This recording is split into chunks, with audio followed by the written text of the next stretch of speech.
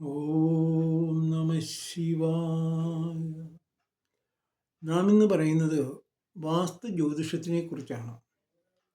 വാസ്തു ജ്യോതിഷത്തിനെ കുറിച്ച് പറയുമ്പോൾ ഭൂമിയുടെ ഉൾഭാഗത്തുള്ള ജലസ്രോതസ്സുകളെക്കുറിച്ചും ആ ജലസ്രോതസ്സുകളിലെ സമീപ പ്രദേശത്തായി കാണുന്ന സ്വർണ്ണ നിറത്തിലുള്ള സർപ്പങ്ങളെക്കുറിച്ചും അതിന് താഴെയായി നിധി ഉള്ളതായും അറിയുന്നു.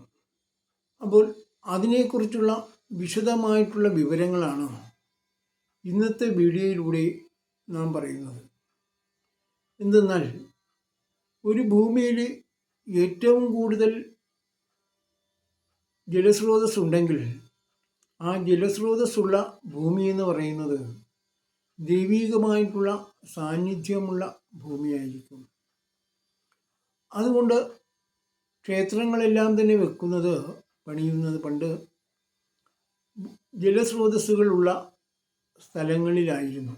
നദിയുടെ തീരങ്ങളിലും പർവ്വതങ്ങളുടെ ജലമുള്ള സ്ഥലങ്ങളിലും ഇവിടെ അടുത്തുള്ള പ്രദേശങ്ങളിലുമായിരുന്നു. ഇതിനെക്കുറിച്ചാണ് നാം ഇന്ന് വീഡിയോയിലൂടെ പറയുന്നത്. എന്നാൽ ഇതിൻ്റെ പ്രധാനമായും ഒരു വൃക്ഷത്തിൻ്റെ കമ്പുകളെല്ലാം തന്നെ താഴ്ന്ന പ്രദേശങ്ങളിൽ അഥവാ താഴ്ന്നു കിടന്നിട്ട് അത് ഭൂമിയിലേക്ക് ഇങ്ങനെ പതിച്ചു നിൽക്കുകയാണെങ്കിൽ നമ്മൾക്ക് അതിൻ്റെ 4.5 ആൾ താഴ്ചയിൽ തീർച്ചയായിട്ടും ജലസ്രോതസ്സുകൾ ഉണ്ടായിരിക്കും.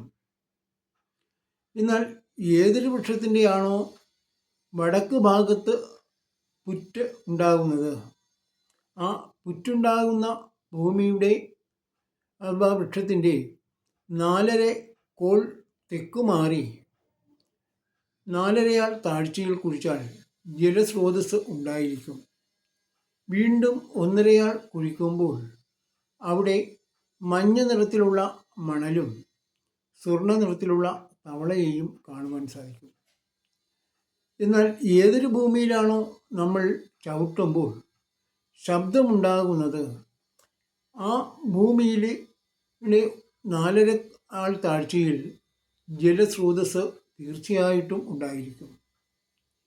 എന്നാൽ കൂവളമരത്തിൻ്റെ വടക്ക് ഭാഗത്ത് പുറ്റുണ്ടെങ്കിൽ അതിൻ്റെ 4.5 കോൾ തെക്കുമാറി 15 ആൾ താഴ്ചയിൽ അവിടെ ജലസ്രോതസ് ഉണ്ടായിരിക്കും. വീണ്ടും 1.5 ആൾ താഴ്ചയിൽ കുഴിക്കുമ്പോൾ അവിടെ സർപ്പങ്ങൾ ഉണ്ടായിരിക്കും. എന്നാൽ പ്ലാശും അഗ്നിയും ചേർന്ന മരത്തിൻ്റെ കിഴക്ക് ഭാഗത്ത് പുറ്റുണ്ടെങ്കിൽ അതിൻ്റെ പടിഞ്ഞാറ് ഭാഗത്ത് 3 ആൾ താഴ്ചയിൽ കുഴിക്കുമ്പോൾ ജലസ്രോതസ്സുകൾ ഉണ്ടായിരിക്കും. അതിൻ്റെ 2 ആൾ താഴ്ചയിൽ വീണ്ടും കുഴിക്കുമ്പോൾ സ്വർണ്ണ നിറത്തിലുള്ള ഗൗളിയെയും കാണുവാൻ സാധിക്കും. ഇത് കൂടാതെ ഏതൊരു വൃക്ഷത്തിൻ്റെയാണോ ചുവട്ടിൽ പുറ്റുണ്ടെങ്കിൽ ആ വൃക്ഷത്തിൻ്റെ ചുവട്ടിൽ 4.5 കോൾ താഴ്ചയിൽ കുഴിക്കുമ്പോൾ അവിടെ ജലസ്രോതസ് ഉണ്ടായിരിക്കും. നീർമരുത് വൃക്ഷത്തിൻ്റെ വടക്ക് ഭാഗത്ത് പുറ്റുണ്ടെങ്കിൽ അതിൻ്റെ 3.5 കോൾ തെക്കുമാറി 15 ആൾ താഴ്ചയിൽ കുഴിക്കുമ്പോൾ ജലസ്രോതസ് ഉണ്ടായിരിക്കും. അവിടെ നിന്നും 2 ആൾ താഴ്ചയിൽ കുഴിക്കുമ്പോൾ അവിടെ സ്വർണ്ണ നിറത്തിലുള്ള മണലും അതുപോലെ തന്നെ പല നിറത്തിലുള്ള സർപ്പങ്ങളെയും കാണുവാൻ സാധിക്കും.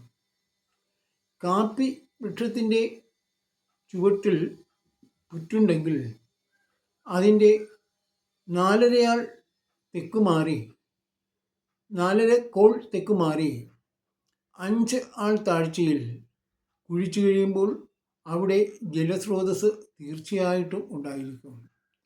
മാത്രമല്ല അവിടെ നിന്നും വീണ്ടും 2 ആൾ താഴ്ചയിൽ കുഴിക്കുമ്പോൾ പല നിറങ്ങളിലുള്ള വെള്ളയും കറുപ്പ് നിറങ്ങളിലുള്ളതും മറ്റു നിറങ്ങളിലുള്ളതുമായ സർപ്പങ്ങളെ കാണുവാൻ സാധിക്കും. വീണ്ടും 2 ആൾ താഴ്ചയിൽ കുഴിക്കുമ്പോൾ അവിടെ ധാരാളം ജലസ്രോതസ് വീണ്ടും ഉണ്ടായിരിക്കും. എന്നാൽ ആ ജലസ്രോതസ്സിൽ ഉപ്പ് കലർന്ന രുചിയായിരിക്കുമുള്ളത്. ഇതുകൂടാതെ കൊണ്ട് തന്നെ നമുക്ക് നീർമരുത് വൃക്ഷത്തിൻ്റെ ഏകദേശം വടക്ക് ഭാഗത്തായിട്ട് ധാരാളം ജലസ്രോതസ് 4.5 ആൾ താഴ്ചയിൽ ഉണ്ടായിരിക്കും. ഏതൊരു വൃക്ഷത്തിൻ്റെ ഫലവും അതുപോലെ തന്നെ വൃക്ഷത്തിന് മറ്റു നിറങ്ങളുമുണ്ടെങ്കിൽ അതിൻ്റെ 15 ആൾ താഴ്ചയിൽ കുഴിക്കുമ്പോൾ ജലസ്രോതസ് ഉണ്ടായിരിക്കും. മാത്രമല്ല 1.5 ആൾ താഴ്ചയിൽ വീണ്ടും കുഴിക്കുമ്പോൾ അവിടെ നിധി ഉണ്ടായിരിക്കും. എന്നാൽ ഇനി പറയുവാൻ പോകുന്നത് മുഖ്യമായിട്ടുള്ള കാര്യമാണ്. അത് മുള്ളുള്ള അഗ്നിമരത്തിൻ്റെ ചുവട്ടിൽ പുറ്റുണ്ടെങ്കിൽ അവിടെ നിന്നും 75 ആൾ താഴ്ചയിൽ കുഴിച്ചു കഴിയുമ്പോൾ അവിടെ ജലസ്രോതസ് വളരെയധികം ഉണ്ടായിരിക്കും. അതുകൂടാതെ ആ ജലസ്രോതസ് കിഴക്ക് ഭാഗത്ത് നിന്നുമായിരിക്കും വരുന്നത്. എന്നാൽ അതിൻ്റെ 1.5 ആൾ താഴത്തിലേക്ക് കുഴിക്കുന്ന സ്ഥലത്ത് വെച്ച് തന്നെ ധാരാളം സർപ്പങ്ങൾ ഉണ്ടായിരിക്കും. വീണ്ടും കുഴിച്ചു കഴിയുമ്പോൾ അവിടെ നിധി ഉണ്ടായിരിക്കും. വളരെയധികം കാര്യങ്ങളാണ് നാം ഇന്ന് പറയുന്നത്. അത് വളരെയധികം ശ്രദ്ധയോടുകൂടി കേൾക്കുക. ഇനിയും ആ സർപ്പങ്ങളുള്ള ഭൂമിയുടെ സവിശേഷതകൾ എന്തെല്ലാമാണ്, ധാരാളം ജലമുള്ള ഭൂമിയുടെ സവിശേഷതകൾ എന്തെല്ലാമാണ്. ആ സർപ്പങ്ങളുള്ള ഭൂമിയിലായിരിക്കും ദീർഘകാലമായിട്ട് ക്ഷേത്രങ്ങൾ ഉണ്ടായിരിക്കുന്നത്. അതുപോലെ തന്നെ ധാരാളം ജലസ്രോതസ്സുകളുള്ള ഭൂമിയിലായിരിക്കും ധാരാളം ക്ഷേത്രങ്ങളും അതുപോലെയുള്ള ആചാരങ്ങളുമെല്ലാം തന്നെ നിലനിൽക്കുന്നത്. നമ്മൾ കാണുന്ന ഈ ഭൂമിയിൽ വളരെ നൂറ്റാണ്ടുകളോളം അഥവാ കോടിക്കണക്കിന് വർഷങ്ങളോളം പഴക്കമുള്ളതാണെന്ന് നമ്മൾക്കറിയാം. എന്നാൽ അവിടെ 9 ജലസ്രോതസ്സുകളാണ് ഉള്ളതെന്നും നമ്മൾ നേരത്തെ പറഞ്ഞിരുന്നു. ആ 9 ജലസ്രോതസ്സുകളിൽ നിന്നുമാണ് ഭൂമിയുടെ അന്തർഭാഗത്തിലേക്ക് ജലം വരുന്നു. ഭൂമിയുടെ 8 ദിക്കുകളിലേക്കും ജലം വരുന്നു.